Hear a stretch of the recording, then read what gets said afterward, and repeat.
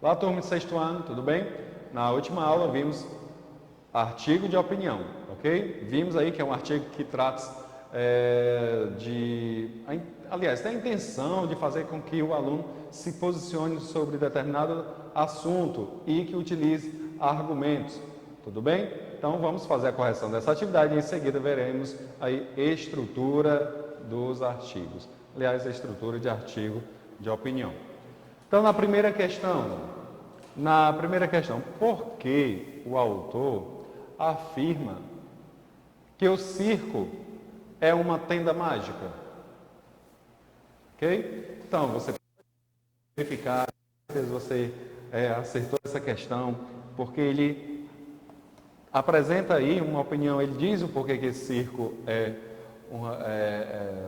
aliás, tem essa magia, tudo bem? Então, porque ali acontecem miragens e milagres. Segunda questão, que fatos ocorridos no circo contrariam os princípios da física e as leis da lógica? Trapezistas e malabaristas que desafiam a lei da gravidade e uma mulher que é cerrada em 2 ou 3 partes e continua viva.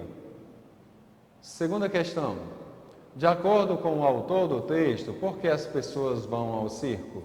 Segundo o autor, as pessoas vão ao circo para ver o impossível tornar-se possível.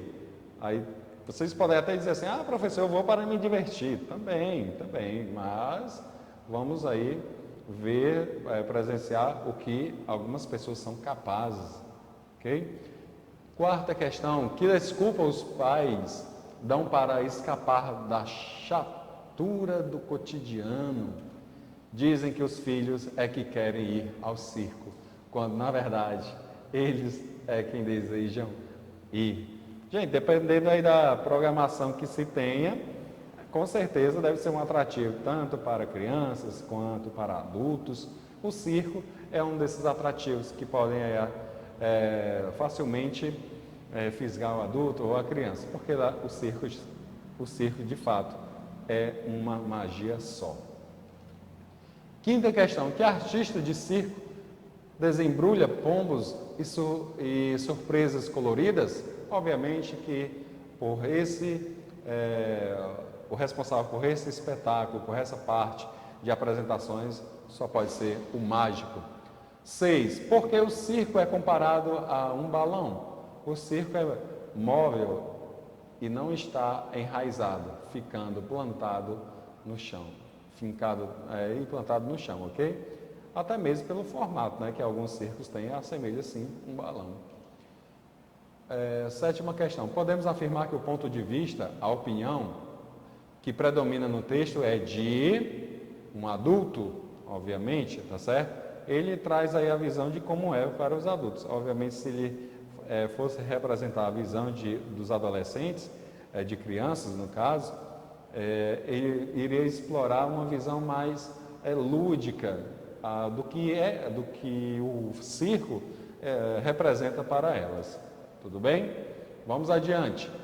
Porque na vida da trupe do circo, acrobatas, colombinas, piorros e arlequinos é diferente da vida da pessoa que trabalha e volta regularmente para casa. Porque muda de paragem, não tendo vínculo com a burocracia da cidade e na imaginação das pessoas, essa vida é maravilhosa. Obviamente, gente, que quem trabalha no circo enfrenta dificuldades, certo? Nem todas as cidades recebem bem, nem todas as cidades têm um recurso não tem aí um recurso financeiro suficiente para desfrutar da magia que o circo oferece. E até mesmo o próprio circo ele pode enfrentar aí uma escassez de matéria-prima. Qual seria a matéria-prima? O artista. Nem sempre o artista vai se apegar àquele determinado circo, ser fiel, trabalhar lá por muitos anos, e mesmo que trabalhe a vida de um artista de circo, dependendo do tipo de apresentação, pode ter aí uma vida curta, ok? Vamos à nona questão. O circo depende dos sentimentos de seus espectadores. por meio dos quais ele não morrerá nunca. Quais são esses sentimentos? Obviamente, gente, sentimento mais brilhante, o sentimento que mais puro que pode haver em uma pessoa, a alegria, a satisfação, principalmente a imaginação. Imagine aí quantas coisas não passam na imaginação de uma criança que tem a oportunidade de ver um espetáculo promovido por um circo, tudo bem? Então o circo não morrerá porque a imaginação das pessoas não acaba nunca, principalmente, eu particularmente, quando se fala aí de magia, de algumas apresentações feitas por mágicos. Os acrobatas também, claro. 10ª questão. No texto Circo, onde o impossível acontece, o autor defende a ideia de que o circo é um lugar mágico. Para isso, ele segue uma estrutura de texto argumentativos, introdução, desenvolvimento e conclusão. Relacione as colunas de acordo com as partes da estrutura do texto. Assunto da nossa próxima aula, relacionado aqui à introdução, desenvolvimento, no caso aqui a presença dos argumentos e conclusão. Nesse início de trabalho, é importante que a gente faça o relacionamento aqui de colunas para que possamos identificar com efetividade o que trata cada ponto aqui. Tudo bem? Então vamos lá. Nesse primeiro momento aí, temos porque trapezistas e malabaristas desafiam a lei da gravidade. Então, como você pode notar, é um dos argumentos dele, então é 2. Uma mulher pode ser cerrada em 2 partes, mais um argumento de que o circo é realmente um lugar mágico, espetaculoso, ok? Então, argumento. Um outro argumento que está sendo apresentado: os objetos, corpos e animais podem ir além de seus limites, descrevendo mirabolantes fantasias no espaço. Então, mais um argumento, ok? Vamos ao próximo trecho. O circo é quando o impossível acontece. Nesse caso aí, gente, ele já está apresentando uma conclusão. E como o impossível nunca cessa, o circo não cessará jamais de existir. Então, conclusão. E temos ali acontecem milagres, miragens e milagres. Obviamente, é um dos pontos que ele vai apresentar lá na introdução. E o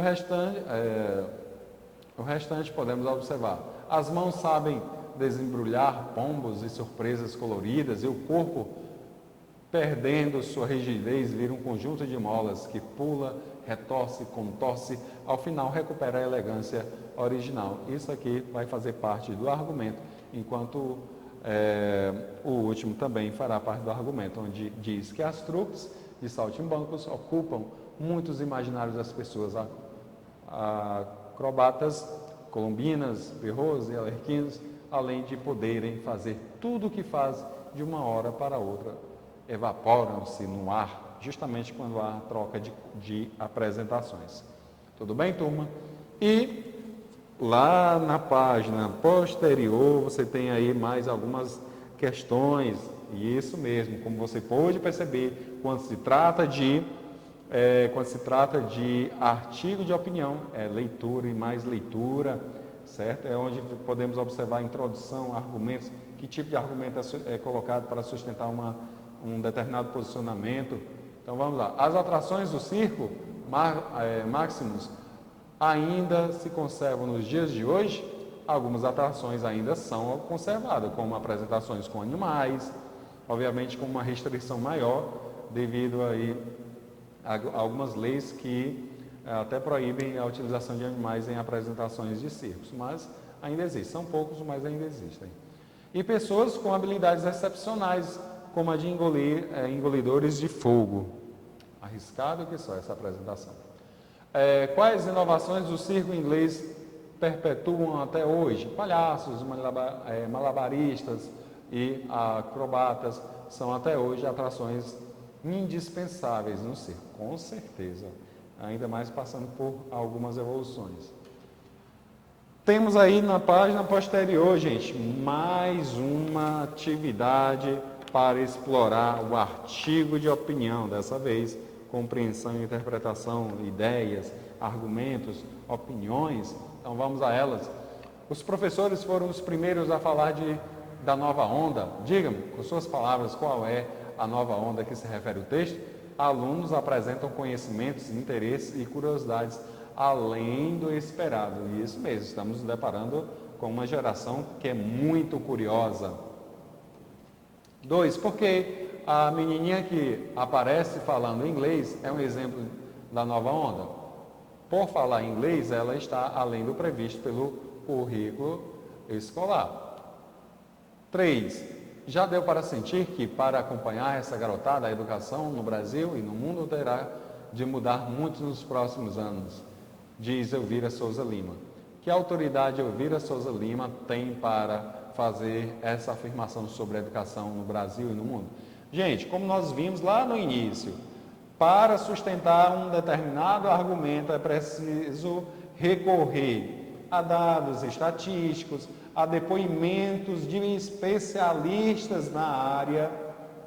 É preciso utilizar alguns documentos que tenham registro legal, ok? Então, vamos à nossa resposta. O texto diz que ela pesquisa há 8 anos o cérebro infantil e os novos métodos de educação na Universidade de Stanford, ok? Então, devido a isso, devido a ter esses pontos no currículo, faz dela ser uma pessoa credenciada para opinar sobre o assunto. Então, vamos lá. São dados que comprovam o conhecimento dela para opinar sobre a educação. Quarta e última questão antepenúltima sobre esse artigo. Um pai sai maravilhado contando o conselho que a filha de 6 anos lhe deu. Uma mãe fica surpresa porque a filha de 7 anos sabe descobrir o problema e conserta a impressora. Por que os adultos estão se surpreendendo com as crianças? Hoje as crianças estão mais espertas, logo surpreendem e deixam os adultos desorientados. Até mesmo, né, gente, pela quantidade de informações que essas crianças da atualidade estão tendo, a quantidade de informações que elas podem vir diante de vários veículos, okay? Principalmente os tutoriais, que são muito importantes. Imagine aí, uma criança hoje em dia que é possível aí, fazer a sua própria caneta para utilizar faz aí de maneira bem caseira, uma caneta para escrever em um tablet, escrevendo no touchscreen do tablet, do celular. Então isso é possível. Como? Basta assistir alguns tutoriais que com certeza ela chegará lá. Quinta questão. O neuropediatra Mauro Musart, da Universidade Federal de São Paulo, afirma que as novas tecnologias provocaram uma mudança na capacidade neural das crianças. Imagine aí, qual a sua idade? Que idade você tinha quando começou a utilizar o celular de forma bem consciente? Consciente que eu digo assim, porque você pode ter utilizado o aparelho por impulso, seguido aí pelos ícones que tinha no celular do seu pai, no tablet da sua mãe, no que for, certo? Então, de maneira bem consciente, quando você, eu vou pegar o celular de minha mãe, meu pai, para assistir um vídeo, então, no YouTube, qual seria? Com certeza você vai dizer, professor, quando eu tinha mais ou menos uns 4 a 5 anos, eu já tinha noção do que eu queria, de que aplicativo eu deveria utilizar. Então, devido a isso vai fortalecer mais ainda, vai facilitar mais ainda essa evolução. Então, como podemos interpretar essa afirmação? O que os americanos, Harry Shugan, quis dizer com a afirmação? São como ginásticas para o cérebro de uma criança. Então, as novas tecnologias produziram um mundo muito diversificado com muitos estímulos visuais, auditivos, etc., que aguçam o desenvolvimento do cérebro da criança. Sexta questão, só voltando aqui à quinta, para que você pause, dê uma verificada aí na sua resposta, ok? Lembrando que o uso desses eletrônicos deve ser um uso equilibrado, ok? Bem dosados, os videogames, os computadores, justamente vêm aí ao encontro do que eu já defendo, né? Isso já foi defendido aí pelo autor na questão anterior.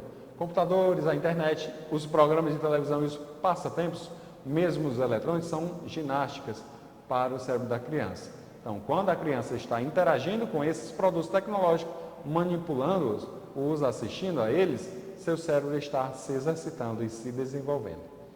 Ok, turma? Então, como eu prometi para vocês, vamos ver aí, vamos ver o artigo de opinião, verificando a estrutura dos artigos de opinião, tá bom? Então, é muito importante, quando você estiver produzindo o seu artigo de opinião, não esqueça, os primeiros parágrafos, eles são usados para apresentar o tema, certo? A posição do autor. Você que vai produzir um artigo de opinião, precisa estar atento a isso. Que lá você vai se posicionar, você vai apresentar de maneira bem prévia o que você vai defender. Tudo bem? Então, a ideia principal que será defendida logo ao longo do artigo. E essas ideias, elas são defendidas aonde? Elas são defendidas no desenvolvimento. É lá que você vai defender o seu posicionamento através de argumentos. Esses argumentos, como nós vimos nessas atividades, nessas questões que foram realizadas, elas podem ser defendidas com a citação de trechos de especialistas em determinada área, pode ser defendida através de dados estatísticos, pode ser defendida através de documentos, você pode fazer comparações, certo? Então, é muito importante que você tenha um leque de informações, tenha uma grande grade de informações para melhor argumentar e assim defender o seu posicionamento e ainda mais, ir além, convencer o seu leitor do que você está colocando ali, do que você está defendendo, é a mais pura verdade. É algo que ele deve tomar como verdade. Tudo bem? Ah, professor, eu tenho que ser persuasivo, eu tenho que convencer. É isso que um articulista, é esse o nome que damos a quem produz um artigo de opinião, articulista. E na conclusão, você apresenta aí, você dá seu parecer, retomando a ideia principal, reforçando o que você já se posicionou, certo? Reforçando as ideias que você defendeu. E então você mostra uma proposta, uma sugestão ao fazer um pedido aos leitores. Então, na conclusão, você além de defender, você pode sugerir, você pode apresentar soluções para o problema ou fazer um pedido aos leitores. Tudo bem? Olha aí a importância de um artigo de opinião. Então, turma, a partir desse, você teve a explicação do que é uma estrutura de um artigo de opinião. Então, com base nisso, vai resolver os exercícios que estão sendo propostos nesse exato momento para você. Tudo bem? Então é isso. Chegamos ao finalzinho. Tchau.